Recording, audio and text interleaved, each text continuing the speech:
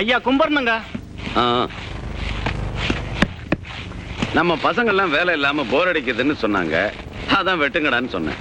இந்த காட்டுல எங்க அனுமதி இல்லாம மரத்தை வெட்ட சொல்றதுக்கு நீங்க யார்? தம்பி கேக்குது இல்ல, சொல்லேன்டா. ஐயா தெரியல, 15 வருஷமா இந்த தொகுதிக்கு இவர்தான் எம்எல்ஏ. டேய், தெரியாம வெட்டிட்டோம்னு ஒரு மன்னிப்பு கேட்டுக்கிட்டு வாங்கடா, போங்க. தெரியாம செஞ்சா தப்பு சரியா போயிடுமா? எம்எல்ஏ வந்துகிட்டு பொறுப்பு இல்லாம பேசிட்டு போறீங்க. ஏன் தம்பி, மன்னிப்பு கேட்கற அளவுக்கு இறங்கிட்டேன், இன்னும் என்ன செய்ய சொல்ற? என்ன சமாதானம் சொன்னாலும் நான் ஒத்துக்க மாட்டேன். ஒத்துக்கலைன்னா விடு. என்னமோ உங்க அப்பா விட்டு மரத்தை வெட்டின மாதிரி குதிக்கிற. யாரை கேட்டு மரத்தை வெட்டினீங்க? தம்பி, என்ன பண்ணுவ? ஃபைன் போடுவ, போடு, கட்டிட்டு போறேன். அதுக்கு மேல போனா போலீஸ்ல கம்ப்ளைண்ட் கொடுத்து உங்களை உள்ள வைப்ப. நீ உள்ள வச்சின்னா நான் வெளியே கொண்டாந்துட்டு போறேன். தம்பி, நாங்க ஆளுங்களை வெட்டுறதையே போலீஸ்காரங்க கண்டுக்கிறது இல்ல, கேவலம் இந்த மரத்தை வெட்டுறதுக்கு நீ இந்த குதிக்கிறிய. அரசாங்கத்துக்கு ரொம்ப விசுவாசமா இருந்தீன்னா இந்த காடு அழிகிற மாதிரி நீ ஒரு நாள் அழிஞ்சு போடுவ, ஜாக்கிரதை.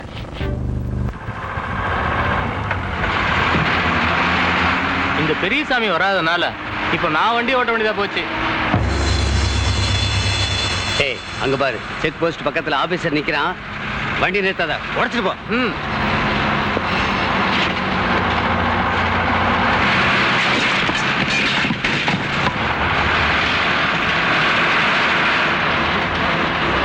மாட்டு வண்டி நிறுத்தி பாதையில மறைச்சிட்டாங்கடா.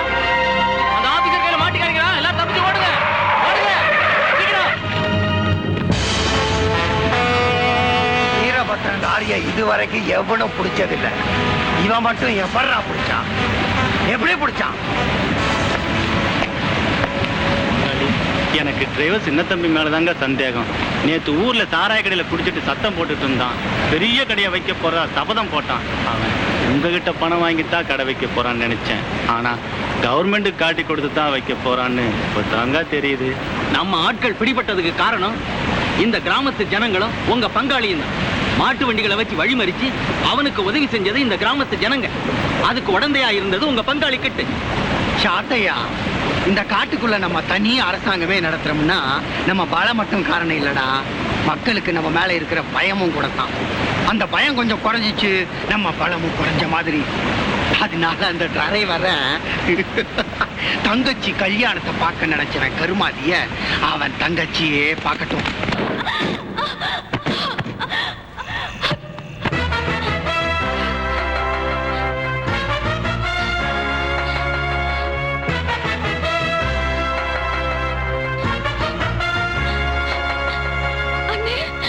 லலிதா, நீங்க வந்த உங்களை பாக்கிறதுக்காக நானும் அம்மாவும் ஊர்ல இருந்து புறப்பட்டு வந்தோம். அப்போ இந்த போலீஸ்காரங்க இவங்க அம்மாவை பிடிச்சு வச்சிருக்காங்க.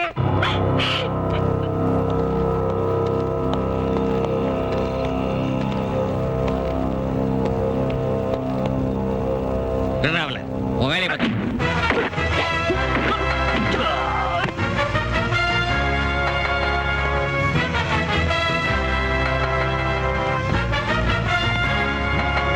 சார், நம்ம எஸ்ஐ ஒருத்தன் அடிச்சுட்டு ஸ்டேஷன்ல ஒருத்தன் வந்துட்டு இருக்கான் சார். டேய், அவனை அடிச்சு தூக்கி லாக்கவுல போடுறான்.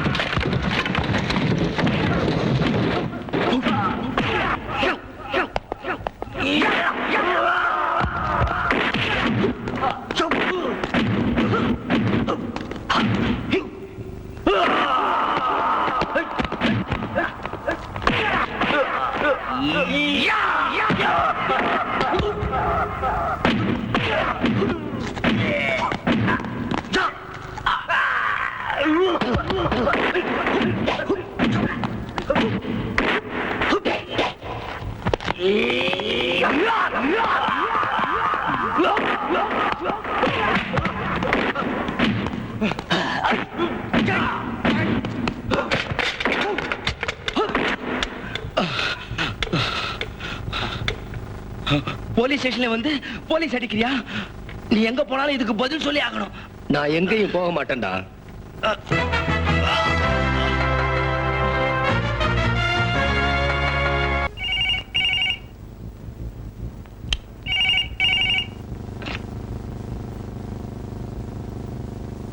ஹலோ, யார் அது? பிரபாகரனா? ஏன் தம்பி, சத்தியமங்கலத்துக்கு போறியாமே? அது முடி வெட்டுற இடம் இல்ல தம்பி, சந்தன மரம் வெட்டுற இடம். எதிர்த்தா ஆளையே வெட்டுற இடம். அங்கெல்லாம் போக வேணாம் தம்பி. நீங்க யாரு?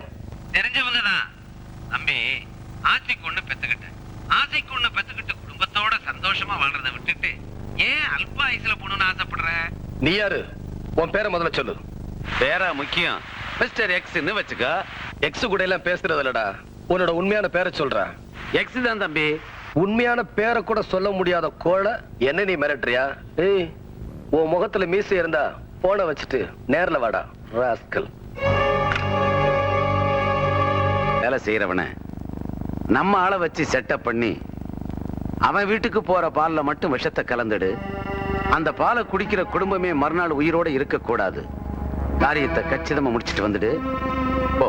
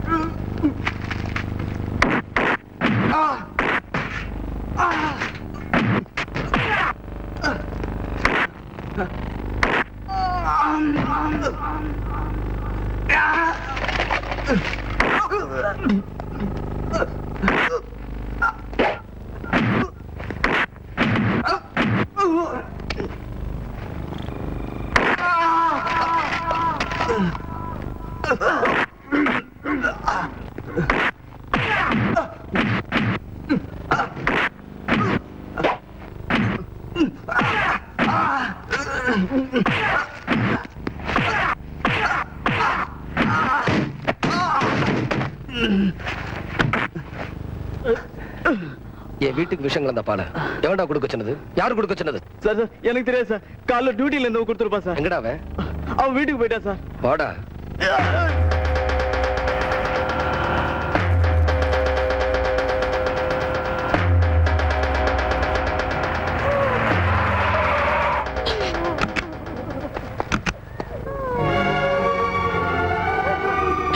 இங்க வாமா. என்னாச்சு? காலையில வேலை முடிஞ்சு நல்லா தாங்க வந்தா, அதுக்குள்ள என்னாச்சோ தெரியல, தூக்குல தொங்கிட்டான். எக்ஸ்கியூஸ் மீ சார், பால்ல விஷம் கலந்து உங்களை அழிக்க நினைச்சதை பத்தி நீங்க என்ன நினைக்கிறீங்க? என்ன அழிக்கிற சக்தி ஆண்டவனை தவிர வேற யாருக்கும் இல்ல. அது இல்ல சார், சத்தியமங்கல காட்டுக்கு நீங்க போறதா முடிவெடுத்ததுக்கு அப்புறம் இது நடந்திருக்கு.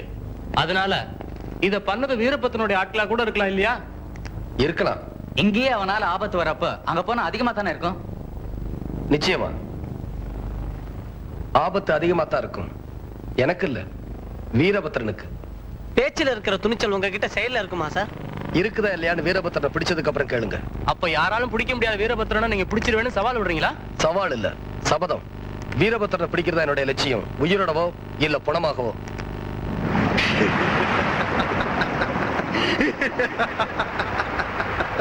பாவம், நிலாவை பிடிக்க பச்சை பிள்ளைங்க ஆச்சப்பட்ட மாதிரி என்ன பிடிக்க ஆச்சப்பட்டிருக்கான்.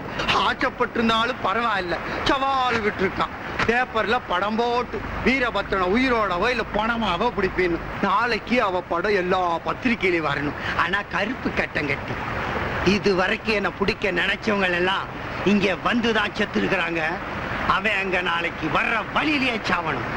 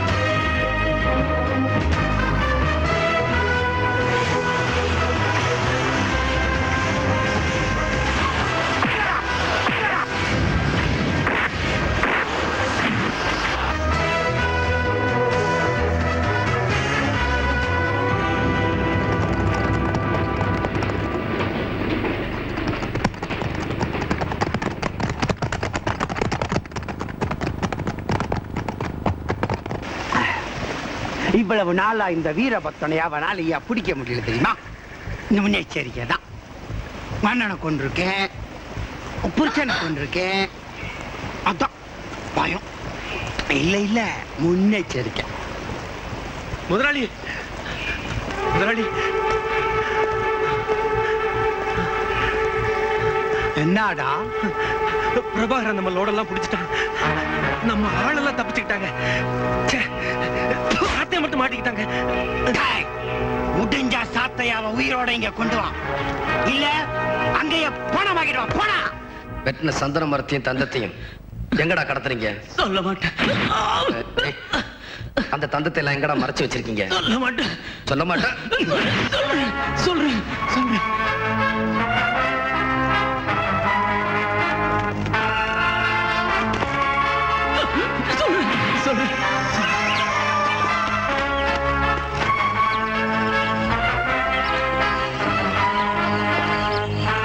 ஏய், உங்களுக்கு ஆயுதங்கள்லாம் எங்க இருந்துடா வருது? சொல்ல மாட்டேன். சொல்ல மாட்டியா?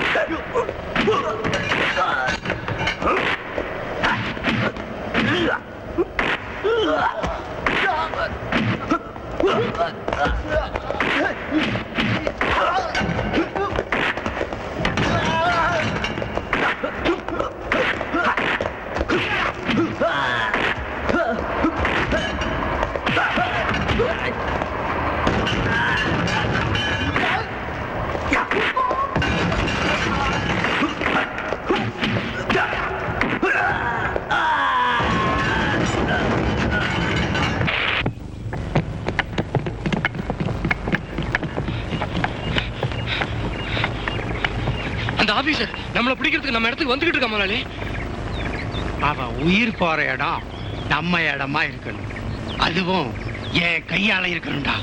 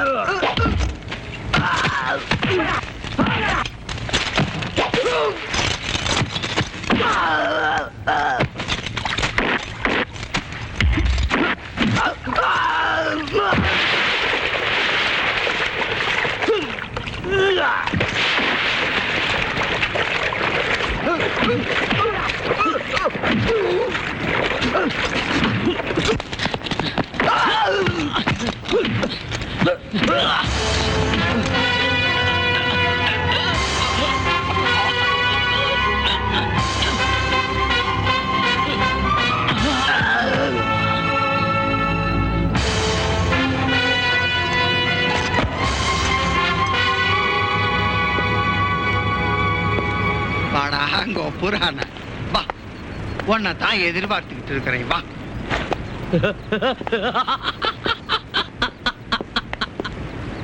தான் புதுச்சா வந்த ஆபிச்சரா என்ன பாக்குற அந்த சூர பத்மனுக்கே சவால் விடுற வீரபத்ரன்டானா என்னமோ காட்சி கொடுத்தா வாங்க மாட்டேன் அடிதான் வாங்குவீன்னு அடம் பிடிச்சியாமே